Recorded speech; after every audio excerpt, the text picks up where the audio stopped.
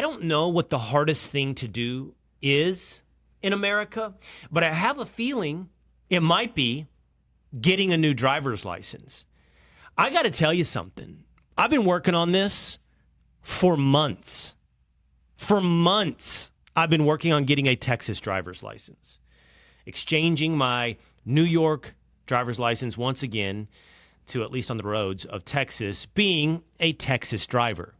It's awful, man. First of all, you go online and you make an appointment, and these appointments are scheduled sometimes 60 miles away and sometimes 2 months out. And then, God forbid, something come up in the middle of this long scheduled out appointment. In my life, which operates roughly on, at best, about a 36-hour schedule, meaning I know where I'm going to be and what I'm going to be doing at best 36 hours ahead of time, it's hard to say, no, you know what? On April 27th, I've got to be in Gainesville, Texas to make sure I'm at the DMV. And so I missed, this is par for the course for me, I missed my appointment to get a driver's license. Now, the last thing I wanted to do was delve back into the world that was supposed to make our lives all the more easy, the internet. The last thing I wanted to do was get onto another government-run website to click through some 1995 scroll-down menus to find yet another appointment, this time for October. So I thought, here's my plan. Here's what I'm going to do. I'm going to drive to my hometown. I'm going to drive to Grayson County, Texas. I'm going to Sherman. Why? I don't know. It's not like I know people that work at the DMV. I just know it's friendlier environs. And for that, I was right. I showed up on a Thursday morning. A friend of mine and I drove up. He was in a similar predicament, looking to get a new driver's license from an out-of-state issuance. And I showed up at 8 a.m. Doors open at 8. And immediately I'm met with, ooh, should have been here at 6:30. What? The line was out the door at 6:30 to try to get one of the few, grace of God hand-given appointments for that day. Nevertheless, it was small-town Texas and definitely friendly. And whereas maybe in Dallas or definitely in New York City, I would have been turned away not just with indifference, but having given someone who works for the government the opportunity for malice, I would have been turned away and had my feelings hurt. No, I was accepted with, okay, guys, let's see what we can do. All right, can I get you in here, back here late this afternoon? No.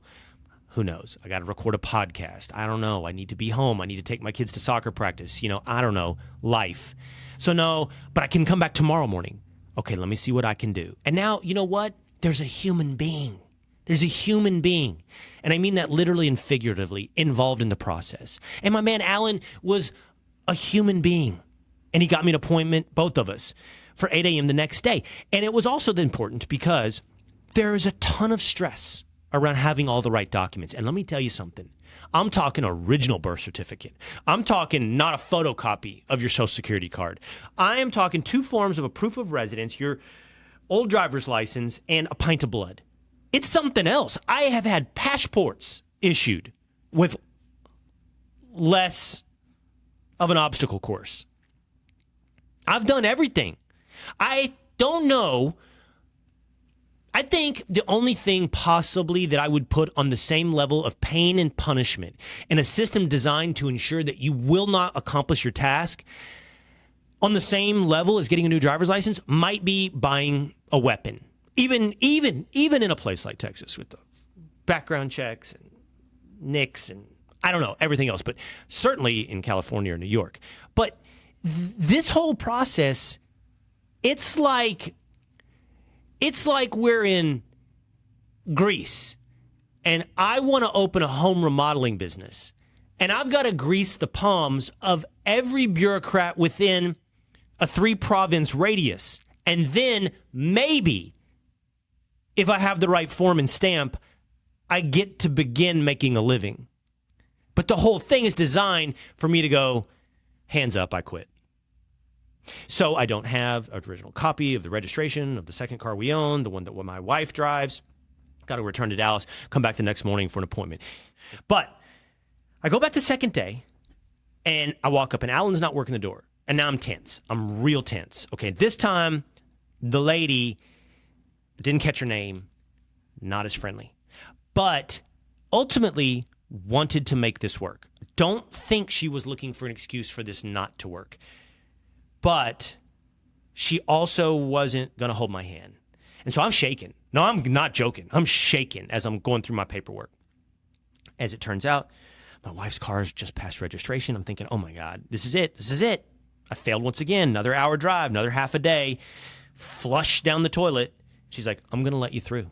And I'm like, thank you. I go sit down, and who's there? My man, Alan. Okay. And then, like, I'm dropping my license on the floor. I'm pushing paperwork. I'm signing documents. And the whole time, I legitimately feel like I'm in front of the East German Stasi, and I don't know how this meeting's going to go. But I think there's a wall out back if I have the wrong paperwork. I think there's a wall out back, and I think that I'll never come back, even though Alan is super friendly. And I'm going to tell you something. I'm not going to bury the lead. I got taken out back. I was put up against the wall. Okay, I go through the thing. I give the 2 thumbprints. I take my picture. He says, oh, you've had a Texas license before. I said, yes, I have, proudly. And then he goes, look here. And he showed me a computer screen with my last one, which was, I don't know, 50. When was the last time I have a Texas license? And my man Alan was like, hey, the years have been kind. You know, I see the before and after pictures. And I'm like, finally, I'm getting back to being a Texan. So there I am. I've got everything set to go, right?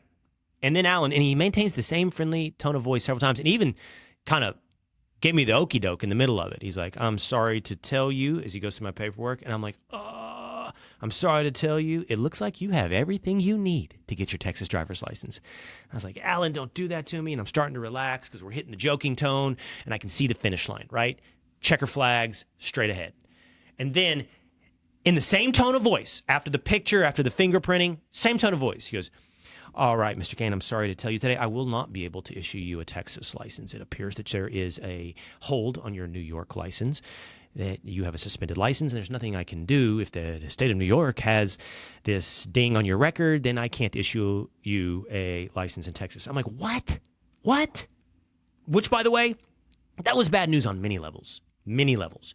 Because if you think the Grayson County DMV is hard to accomplish the level of humanity, let me introduce you to the Dallas County DMV. And if you think the Dallas County DMV is hard to find humanity, wait until you get to the state of New York.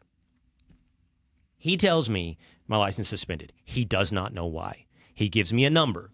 My friend's still working on his license. I think, what the heck? I've got some time to kill. I'm calling New York. I'm calling this number. Okay, big mistake for my mental health. Now I'm in phone tree land, right? Hit one, say yes. State your social security. They call themselves virtual assistants now. I mean, there's no bigger downbeat than an automated phone tree euphemism virtual assistant. I saw a tweet that somebody said, if you ever want to know someone's real personality, it's a recording of how they say representative. How do I skip pushing 1 and 2? Representative. Finally, I get a representative on the phone. Yes, it says here you have a suspended license for lack of proof of insurance. Yeah, but I haven't been in New York. My car is registered in Texas. It's insured in Texas. Do you have proof that you surrendered your plates? I surrendered my plates. I sent them in. Do you have the receipt? Receipt? What does that mean? I mailed you my plates. Did you mail me something back? I don't remember a receipt. Maximum pain. And then at that moment, admittedly, while my tone was getting perhaps a little curt, beep, beep, beep, beep, hangs up on me. I don't know if he hung up on me. I don't know if the phone tree system, I don't know if I triggered a landmine. I don't know what happened. But guess what? I don't have a Texas driver's license. I was taken out back. The Stasi had their day. The bureaucracy wins. I'm stuck in the mud. My tires are spinning. Months. I don't know how to get out of this hole. New York has me.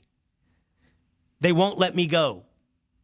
And I find it not only as though I was sent back to go, I was knocked off the game board. I now have to go through New York administrative bureaucracy and DMV, back to Texas appointment making administrative DMV website to end up with the ever elusive appointment to find humanity back, maybe in Grayson County, Texas, to get the Texas DMV. And by the way, it's worth this point of honesty. This is what I'm worst at. Like, the best way to shove Will into the absolute realm of unproductive inactivity is give me a bunch of forms, appointments, phone trees, and assignments. And I got to tell you, I'm in jail. I'm off the game board. I'm out. I don't know. I may never drive again, or I guess either buy a gun. I don't know. At this point, I think my only option is to head south for Mexico. I don't know what to do. I just know they got me, and they're going to make sure they never let me go.